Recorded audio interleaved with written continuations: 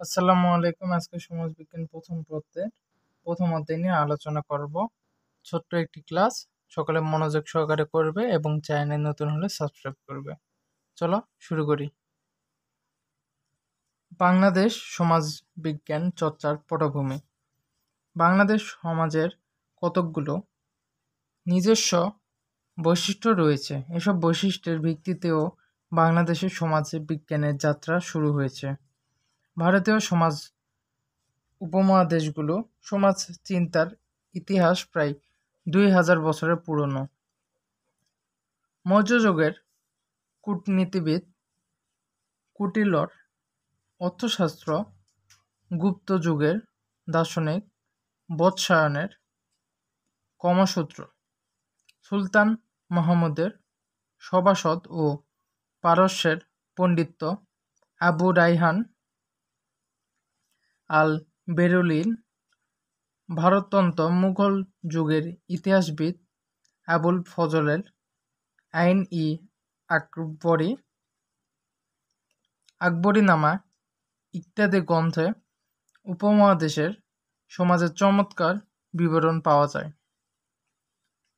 ইংরেজ আমলে sir William জসসেনের উদ্যোগে 1748 খ্রিস্টাব্দে royal Asiatic Society of Bengal প্রতিষ্ঠান নামে একটি ভারতীয় উপমহাদেশের সমাজ চর্চার প্রতিষ্ঠান সূচনা হয়। হেনরি মেইন হেলিংবেরি ও মেলিসু মক ইংরেজি লেখকের রচনায় বাংলাদেশের রাজনীতি, অর্থনৈতিক ইতিহাস ও প্রথা পদ্ধতির সময়ক পরিচালন পাওয়া যায়।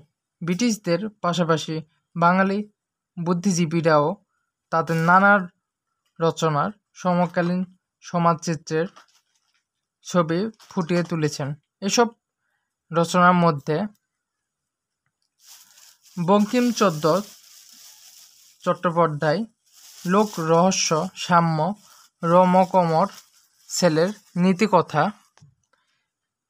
হিতোপদেশ ঈশ্বরচন্দ্র বিদ্যাসাগরের বোধোদয় ও বজ্রবিলাস, অক্ষয় কুমার দত্তের ভারতবর্ষে উপাসম সমন্বয়ের ভূদেব মুখোপাধ্যায় সামাজিক প্রবন্ধ, পারিবারিক প্রবন্ধ ইত্যাদিতে সমাজ বিশ্লেষণের প্রচেষ্টা লক্ষ্য করা যায়।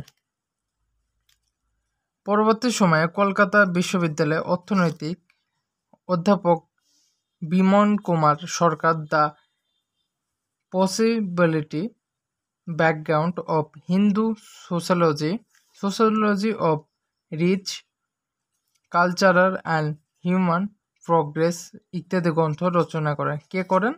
এটি হলো বিমল কুমার সরকার। 1857 সালে কলকাতায় বিশ্ববিদ্যালয় এবং 1921 সালে ঢাকা বিশ্ববিদ্যালয়ের মাধ্যমে বাংলাদেশে আনুষ্ঠানিক সমাজবিজ্ঞানের চর্চা সূচিপাত হয়। 1926 সালে প্রতিষ্ঠিত শিক্ষা গোত্রের অন্তর্ভুক্ত লেখকদের রচিত বাংলাদেশের সমাজবিজ্ঞান চর্চার ক্ষেত্রে গুরুত্বপূর্ণ ভূমিকা রয়েছে। বাংলাদেশে কাদের জন্য ছিল? তা হলো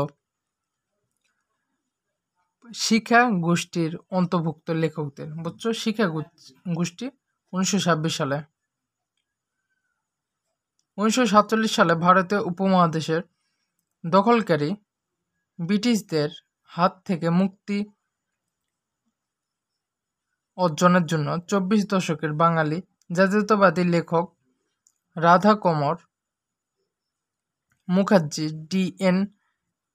মজুমদার, নির্মল কুমার বসু ও নির্মল কুমার বিনয় কুমার সরকারের বাংলাদেশের সমাজবিজ্ঞানের চর্চার পটভূমি সৃষ্টিতে গুরুত্বপূর্ণ অবদান রাখেন। বাংলাদেশে সমাজবিজ্ঞানীদের পাঠের প্রয়োজনীয়তা। সমাজবিজ্ঞান যেহেতু সমাজ কাঠামো তথা ব্যক্তি গোষ্ঠী বিভিন্ন অর্থনৈতিক প্রাতিষ্ঠানিক পরস্পরের সম্পর্ক ও কার্যাবলী সম্পর্কে পঠন পাঠক ও গবেষণা করেন। যেহেতু সমাজবিজ্ঞান পাঠে যে কোনো কৌতূহলী পাঠক সমাজ সম্পর্কে পূর্ণাঙ্গ জ্ঞানার্জন করতে পারে। সমাজবিজ্ঞানের পাঠে সমাজের শ্রেণীবিভাগ, শ্রেণীগুলোর মধ্যকার সম্পর্ক, সমাজের উৎপাদন যন্ত্রের সঙ্গে তাদের সম্পর্ক, ভূমিকা, অবদান ও অধিকার সম্পর্কে জ্ঞানার্জন সম্ভব। সামাজিক বিভিন্ন দায়িত্ব কর্তব্য সম্পর্কের সমাজবিজ্ঞানের প্রত্যক্ষ দিক ও নিদর্শন প্রদান করে। যেহেতু সমাজবিজ্ঞানের পাঠের ফলে সমাজের ত্রুটি বিচ্যুতি তথা সামাজিক বিচ্যুতির চিহ্ন প্রকাশ করা যায়। আধুনিককালে যে কোনো পাঠ্য গ্রন্থের মধ্যে ব্যবস্থা করার ক্ষেত্রে সমাজবিজ্ঞানের অদ্ভুত অতীত গুরুত্বপূর্ণ। বাংলাদেশের একটি উন্নয়নশীল ও কৃষি প্রধান দেশ হিসাবে পরিচিত। এদেশের কৃষির বৈশিষ্ট্য বিদ্যমান ও কৃষির বিদ্যমান উৎপাদন সম্পর্কে ভূখণ্ড ব্যবস্থা, কৃষি কাঠামো ইত্যাদি বিষয়ে জ্ঞান লাভের ক্ষেত্রে, কৃষির উন্নয়নের ফলে বাধা দূর করার ক্ষেত্রে সমাজবিজ্ঞান পাঠ নির্দেশ করে। বাংলাদেশের দরিদ্র, রাজনৈতিক অস্থিতিশীলতা ও সম্পদহীনতা, সামাজিক অসমতা, প্রাতিষ্ঠানিক দুর্বলতা ইত্যাদি সম্পর্কে পরস্পরের অনুসন্ধান, বিশ্লেষণ ও সম্ভাব্যতা সমাধান খোঁজার ক্ষেত্রে সমাজবিজ্ঞানের বিশেষ ভূমিকা পালন হয়। বাংলাদেশের সমাজে মৌলিক পার্থক্য সম্পর্কে জানতে হলে সমাজবিজ্ঞান পাঠের কোনো বিকল্প নেই। সর্বোপরি ব্যক্তির মানসিক কার্যকর ও সাধনের মাধ্যমে সমাজবিজ্ঞানের পাঠ একান্ত প্রয়োজনীয়। বাংলাদেশে সমাজবিজ্ঞানের বিকাশ ধারা 1925 থেকে 1926 খ্রিস্টবর্ষে ঢাকা বিশ্ববিদ্যালয়ের দর্শন বিভাগে নীতিশাস্ত্র সমাজবিজ্ঞানের সাথে ইথলি অ্যান্ড সোসাইটি শিরোনাম সমাজবিজ্ঞানের কিছু বিষয় পড়তে শুরু হয়। ঢাকা বিশ্ববিদ্যালয় সমাজবিজ্ঞান শিক্ষাদানের একটি আনুষ্ঠানিক সূচনা পরবর্তী সময়ে 24 দশকের শুরুতে রাষ্ট্রবিজ্ঞান বিভাগের অধ্যয়নে এলিমেন্ট অফ সোশ্যোলজি শিরোনামে সমাজবিজ্ঞানের শিক্ষাদানের ব্যবস্থা গ্রহণ করা হয়। দর্শন বিভাগের অধীনে সমাজবিজ্ঞান পরিপূর্ণ মর্যাদা না পেয়েও রাষ্ট্রবিজ্ঞান বিভাগে তা স্বতন্ত্র দত্ত ও স্বীকৃতি পায়। 1950 সালে প্রখ্যাত ফরাসি সামাজিক নৃবিজ্ঞানী প্রফেসর ক্লড লেরি স্টট ইউনেস্কোর মাধ্যমে বাংলাদেশের সমাজবিজ্ঞান, নৃবিজ্ঞান ও সামাজিক মনোবিজ্ঞান গঠন পাঠে সমন্বয়ে যাচাইয়ের উদ্যোগে ঢাকা আসেন, যা এ সময় তার সাথে অক্ষণ অর্জিত কুমার সেন ও নাজমুল করিম সাক্ষাৎ হয়। স্থানীয় এই দুই অধ্যাপক লেডিস প্রেকারের কাছ থেকে ঢাকা বিশ্ববিদ্যালয়ের সমাজবিজ্ঞান বিভাগ প্রতিষ্ঠান ক্ষেত্রে ইউনেস্কো সাহায্য ও সহযোগিতা প্রতিশ্রুতি পান। এভাবে নানান রকম প্রচেষ্টার মাধ্যম দিয়ে ঢাকা বিশ্ববিদ্যালয় ও ইউনেস্কো যৌথ সাহায্য ও সহযোগিতায় 1977 থেকে 78 শিক্ষাবর্ষে বর্তমান বাংলাদেশের সর্বপ্রথম ঢাকা বিশ্ববিদ্যালয় সমাজবিজ্ঞান নামে একটি নতুন বিভাগ প্রতিষ্ঠিত করে। বাংলাদেশের সমাজবিজ্ঞান অধ্যয়ন শুরু বিষয় অসামান্য অবদান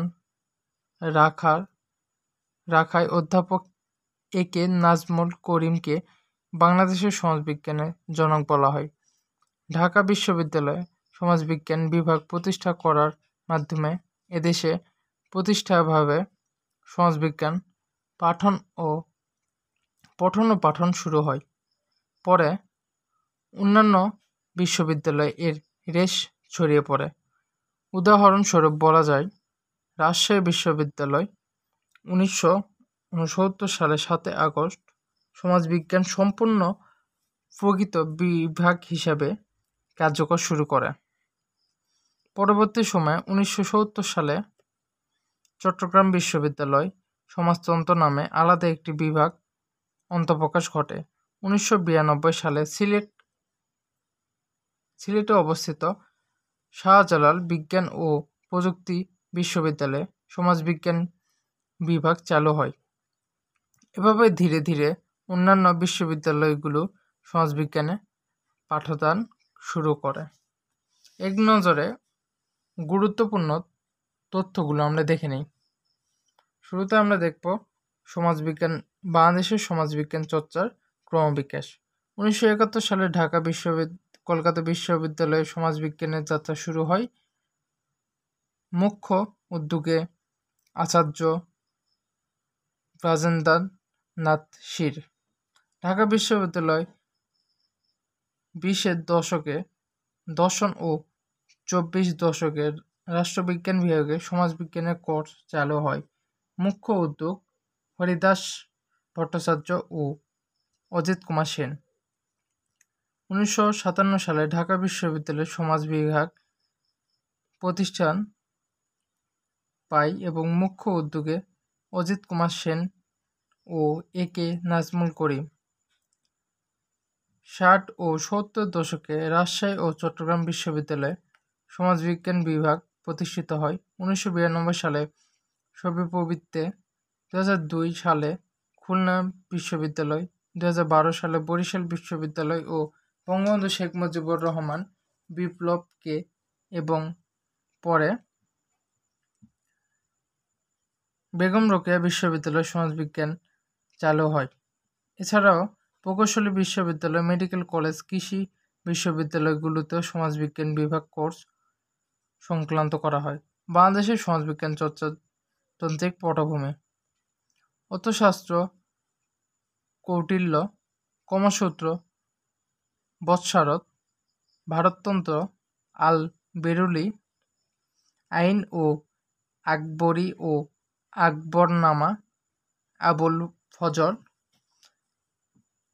সিয়ার উল মুতাখলিরিন, সৈয়দ গোলাম হোসেন খান।